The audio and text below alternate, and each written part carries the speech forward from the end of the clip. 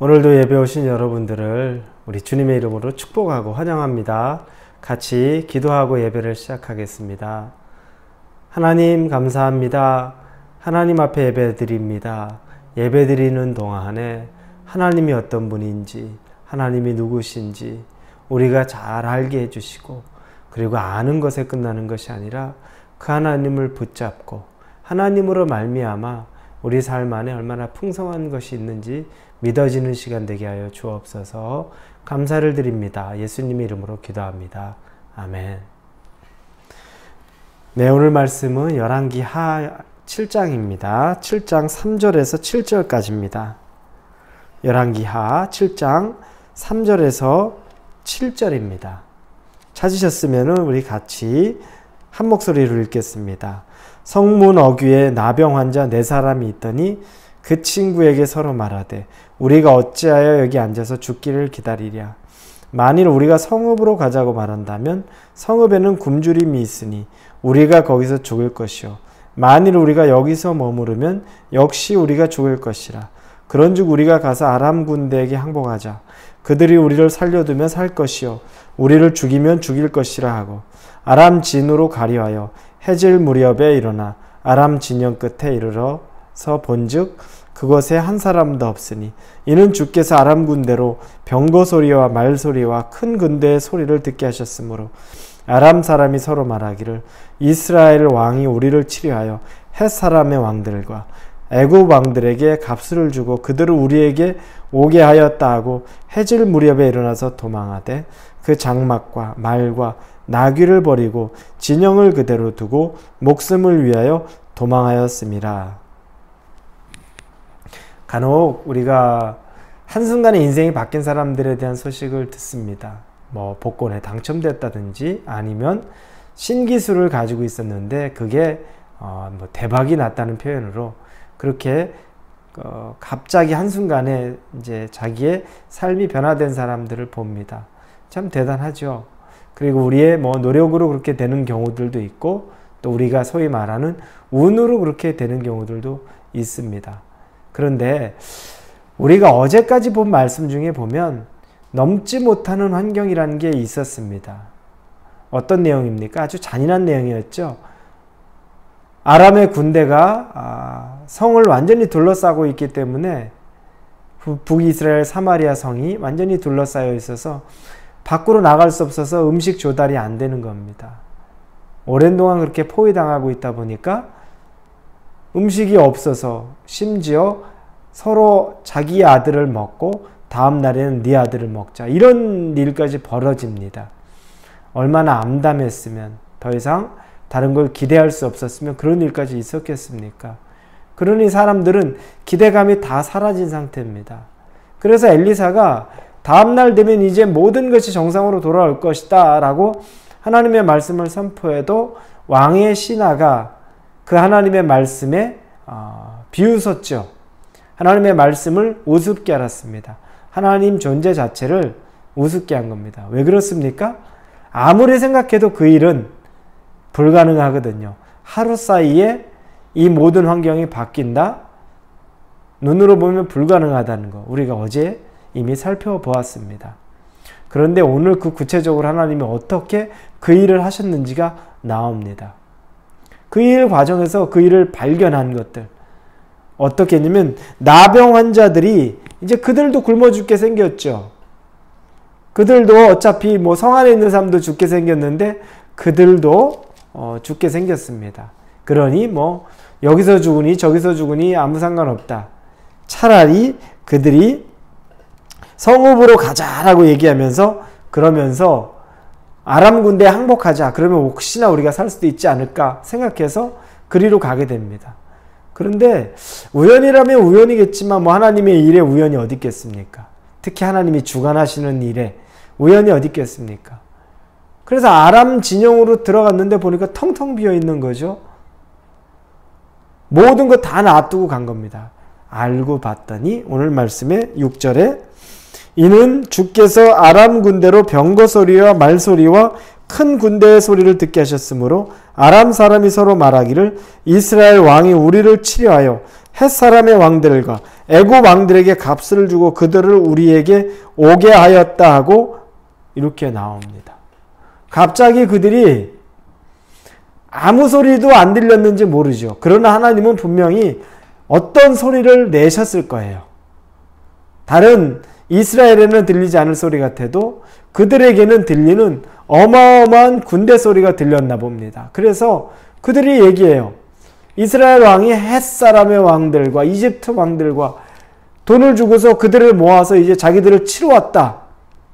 이런 소문이 막 도는 거예요. 그러니까 그 초저녁에 그 얘기를 듣자마자 그들이 7절에 해질 무렵에 일어나 도망하되 그 장막과 말과 나귀를 버리고 진영을 그대로 두고 목숨을 위하여 도망하였음이라 이렇게 나옵니다. 다 자기 물건, 자기 재산들을 놔두고 군대, 아람 군대 자체가 다 도망가 버리는 겁니다. 여러분, 이런 일이 있을 수 있습니까? 어떻게 이런 일이 있을 수 있습니까? 상식적으로 불가능하죠. 그 소리가 어디서 났다고 군대를 본 것도 아닌데 뭔가 이상한 소리 때문에 그들이 요동치고서 다 자기 물건 놔두고 도망가 버립니다.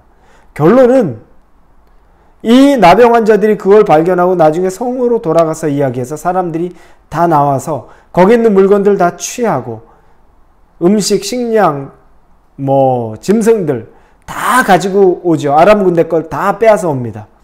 그러니까 이제 물가는 잡히는 거고 단 하루 사이에 정상적인 삶으로 돌아오는 겁니다.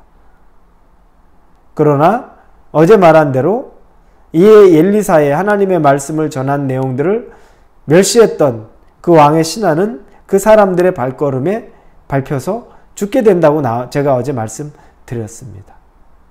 제가 이 말씀을 보면서 늘 느끼는 거지만 하나님의 능력에 대해서 생각하고 우리의 열심에 대해서 생각해 봅니다. 우리는 다 내가 열심히 하면, 내가 최선을 다하면, 그리고 우리가 여기에만 초점이 맞춰 있습니다. 그런데 열심을 내지 말란 얘기도 아니고 최선을 다하지 말란 얘기도 전혀 아니라는 것 제가 누누이 말씀을 드립니다. 우리에게 맡겨준 건 노력을 다해야죠. 열심을 내서 하루하루 살아야죠. 그리고 준비할 수 있는 것 다 준비해야죠. 그게 하나님이 우리에게 원하는 방법입니다. 그런데 우리의 삶, 이 세상의 이치가 그것만 돌아가는 게 아니라는 거죠. 하나님은 당신이 운행해 가시는 것에 당신이 이 세상의 주인공, 이 역사의 주관자가 분명하게 되기를 원하시는 겁니다. 여러분, 정확하게 기억하십시오. 우리가 예수 그리스도를 구주로 영접하는 그 순간에 우리에겐 어떤 변화가 생깁니까? 그동안 내 인생의 주인은 나고 내 계획으로, 그리고 내 인생이기 때문에 내가 내 마음대로 살아간다라는 내 주도권을 그 예수 그리스도를 영접함과 동시에 우리 주님에게 드리는 겁니다. 그래서 주님이라고 표현하는 겁니다. 하나님에게 드리는 겁니다. 내 인생의 주도권을 내가 잡고 있는 게 아니죠. 하나님이 내 인생의 주도권을 잡고 이끌고 가시기를 원하는 마음으로 그걸 다 인정하고 드리는 겁니다. 이 우리가 본 말씀과 같은 경우에도 상식적으로, 이성적으로, 그리고 우리의 머리의 계획으로 전혀 일어날 수 없는 일입니다. 아예 불가능하죠. 이런 전략도 있을 수가 없습니다. 그럼에도 불구하고 하나님은 하십니다. 너무나 심플하게 단 하루 사이에 당신이 말씀하신 대로 이루는 거죠. 우리에게 요구하시는 것은 무엇입니까? 자꾸 내가 쥐고 있는 주도권을 내어놓으라는 겁니다. 여러분이 쥐고 있는 삶의 주도권을 하나님 앞에 내어놓고 엎드려지라는 겁니다. 이 일을 할 수 있는 건 하나님밖에 없습니다. 하나님만 우리 인생에 이 일을 주관하실 수 있는 분이라는 겁니다. 여러분이 지금도 계속 여러분의 인생의 주도권을 잡고서 이러쿵 저러쿵 또 근심하고 걱정하고 염려하고 또 최선을 다해서 살면 된다. 나 자신을 믿는다. 그런 신조로 살아가십니까? 그것 가지고는 여러분 감당이 안 됩니다. 오죽했으면 자기 아들을 잡아먹을 정도로 감당 안 되는 삶의 사람들이 있었겠습니까? 우리의 삶이 그래요. 내가 주인 되면 나중에 어느 순간에 훅 무너질 때 못 일어납니다. 그러나 하나님이 주인 되면 하나님이 일으켜 주시는 걸 경험하죠. 그분이 주인이니까. 그분이 오너니까. 그분이 책임지시니까. 우리의 삶은 심플합니다. 여러분이 계획해서 여러분이 선택하면 늘 여러분이 책임질 수밖에 없어요. 그러나 하나님의 계획 안에 우리가 들어가 있으면 책임은 하나님이 지시는 거죠. 치사한 방법 같지만 그것처럼 지혜로운 게 없습니다. 내 책임 아닙니다, 하나님. 하나님이 하셨으니까 하나님이 책임지셔야 됩니다. 전 하나님에게 다 올인했습니다. 다 드렸습니다. 당신이 책임지셔야 됩니다. 그게 가장 지혜롭다는 거. 오늘 하루 사시면서 여러분이 여러분을 채찍질하는 건 좋습니다. 여러분이 열심으로 사는 것은 너무너무 귀합니다. 그러나 그게 전부라는 생각은 반드시 버려야 됩니다. 우리가 하지 않아도 하나님이 하시는 일에 그 여유, 그 룸을 열어두시고 오히려 하나님이 하실 공간을 완전히 많이 비워두고 그 다음에 하나님이 하시는 걸 보는 간증 있는 삶이 되기를 우리 주님의 이름으로 축원합니다. 예수님의 이름으로 같이 우리 기도하겠습니다. 기도합니다. 아버지 하나님 감사합니다. 하나님이 우리에게 말씀을 주시되 당신만 하실 수 있는 능력을 우리에게 보여주셨습니다. 우리는 죽었다 깨어나도 그렇게 못합니다. 하나님은 하십니다. 우리 인생 하나님 드리는 순간에 정말 이 다이나믹하고 익사이링한 이 라이프에 우리가 정말 이제는 살아갈 수 있고 경험할 수 있습니다. 주님, 오늘 하루도 근심과 걱정, 그러나 하나님이 방향을 트시면 단 한순간에 바뀔 수 있다는 걸 믿음으로 받고 그리고 하나님 앞에 믿음으로 설 수 있게 되게 인도하여 주옵소서. 예수님의 이름으로 기도합니다. 아멘.